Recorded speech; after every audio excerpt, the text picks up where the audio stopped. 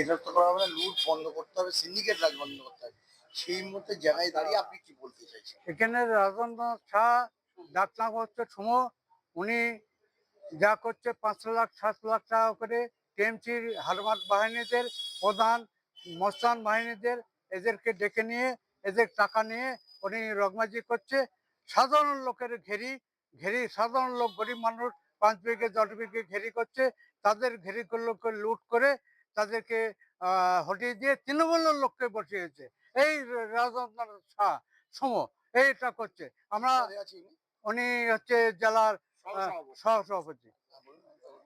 হ্যাঁ, আর আমাদের কাছে ঘেরির মালিক আমাদের কাছে লিখিতভাবে দিয়েছে। হ্যাঁ, আমরা এটা চাইছি না, এটা হোক।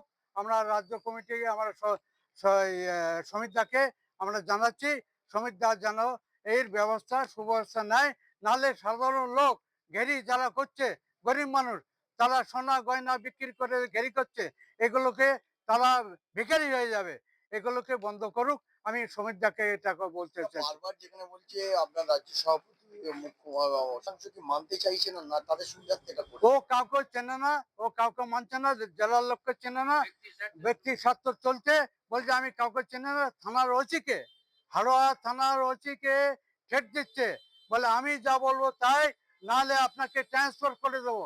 ওসি খুব দুঃখের সহিত আমাকে ডেকে বলছে, দেখুন লক্ষণ বাবু, এটা করছে, এটা কি ঠিক করছে? ও রংবাজি করছে, বলে আমি কোনো জেলা রাজ্য কাউকে চিনি না, আমার দিল্লির সাথে আমার লাইন আছে, এই সব বলে কাটাচ্ছে আর এই রংবাজি করছে। আপনার নাম? আমার নাম লক্ষণ দাস। কি পদে আছেন? আমি হারোয়া ব্লক সভাপতি, সহসভাপতি। কতজনকে এরকম, কটা ঘেরিতে এরকম? উনি এখন ভেরি করেছে 20-25টা করেছে, আমাদের কাছে 12টা জমা পড়েছে।